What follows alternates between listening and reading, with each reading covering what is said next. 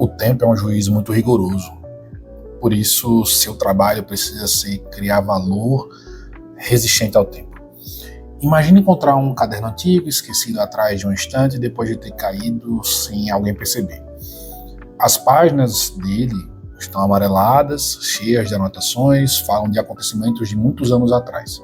Só que os sentimentos que estão registrados ali ainda parecem incrivelmente atuais. E aí eu, folheando aquilo ali, fiquei perplexo e me fiz a seguinte pergunta: por que alguns registros, ideias ou criações parecem nunca envelhecer com o tempo, enquanto outros simplesmente desaparecem? Eu achei uma possibilidade de explicação no efeito Linde. Ele diz que, basicamente, quanto mais tempo algo sobrevive, maior é a probabilidade daquilo continuar relevante. E aí começou um conflito dentro de mim, porque esse conceito me desafiou a trocar a obsessão pelo novo pelo valor de criar algo duradouro. E para entender o que faz alguma coisa persistir, a gente tem que dividir as coisas em duas categorias. As perecíveis, que são os objetos físicos, sistemas que se desgastam com o tempo, como aparelhos eletrônicos ou até mesmo o corpo humano. Tudo que está destinado a se degradar está aqui nessa categoria.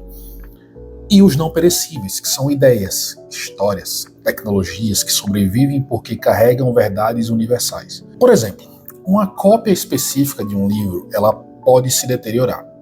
Só que a obra em si, enquanto ideia ou conceito, ela tem potencial de durar séculos. O mesmo vale para tecnologias como o fogo ou a roda, que continuam a ser fundamentais mesmo em uma era de avanços exponenciais. E aqui vai a primeira reflexão que o efeito Linde traz. Se algo sobreviveu por muito tempo, é provável que tenha resistido porque oferece algo valioso. Entender essa distinção pode transformar a nossa forma de criar, consumir e até mesmo de viver. E nesse ponto, a criatividade tem um papel fundamental. Um dos segredos para criar algo duradouro é aproveitar a criatividade como uma ferramenta de transcendência. Ah, pronto, Rafa enlouqueceu, virou místico, virou um guru quântico. Calma, eu não virei, nada disso. Eu vou explicar de uma forma que fica mais fácil.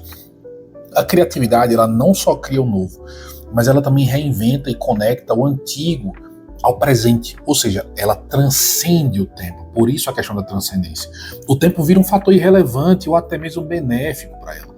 E como a gente faz isso? Como criar algo com potencial de durar por muito tempo? Olha para os clássicos, obras como O Príncipe de Maquiavel ou As Canções de Belchior continuam relevantes porque lidam com temas universais. Inspire-se em ideias que atravessam épocas e encontre formas de reinterpretá-las. Aqui não se trata de... Aqui não é sobre copiar, mas de construir sobre uma base sólida.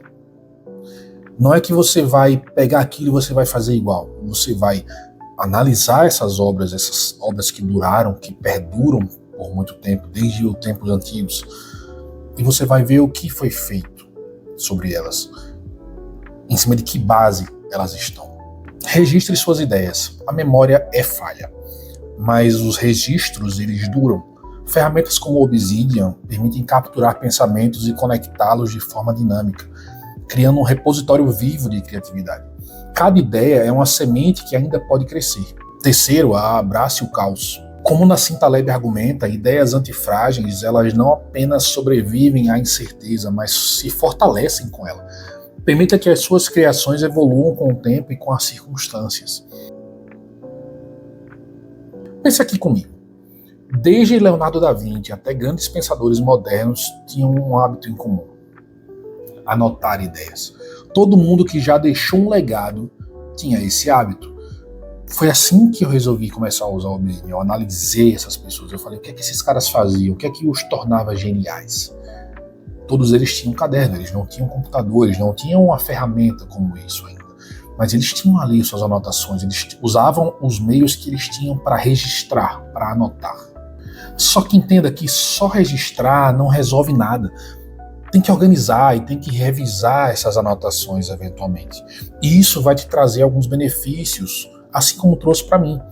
Benefícios como conexões inesperadas. Ferramentas como o Obsidian permitem relacionar pensamentos aparentemente desconexos. Uma nota sobre criatividade pode levar a um insight sobre produtividade, gerando algo completamente novo. Evolução contínua. Ao revisar anotações antigas, você não apenas relembra, mas expande ideias.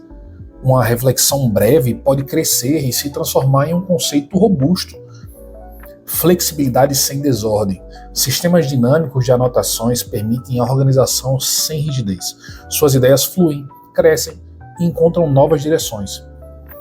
O efeito Lindy, ele não é só uma observação curiosa sobre a longevidade das ideias. Ela é uma lente através da qual a gente pode repensar nossas escolhas. É um convite a criar e consumir com mais consciência, valorizando o que tem potencial para durar de fato. Mas, Rafa, dá para aplicar isso na vida? Dá.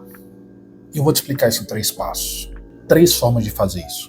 Escolha o que foi testado pelo tempo. Quando eu decido sobre um livro, um aprendizado ou até uma estratégia, eu prefiro o que já demonstrou valor.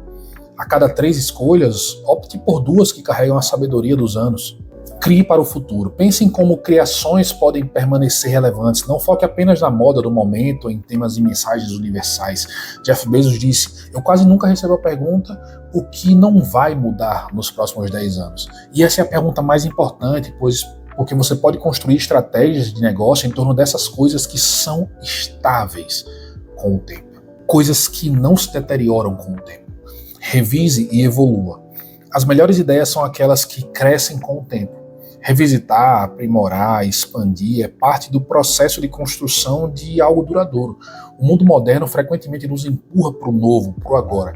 Mas o efeito Lindy nos lembra que o verdadeiro impacto está naquilo que resiste, naquilo que o tempo não afeta, naquilo que não é efêmero. Criar com longevidade em mente não é só um ato de resistência a esse efêmero, mas é um investimento em relevância duradoura. Quando a gente registra ideias, a gente cultiva a criatividade, conecta conceitos, a gente está construindo não apenas para hoje, mas para o futuro. Seja escrevendo, inventando ou somente refletindo, cada ação consciente para abraçar o que é atemporal nos aproxima de deixar um legado que ecoa muito além de nós mesmos. E isso vem muito do olhar, da forma como a gente observa o dia a dia. E sobre isso eu tenho um vídeo, sobre a inspiração ser uma velha senhora, que você precisa convidar para conversa. Vai aparecer no card aí e eu vejo você na próxima.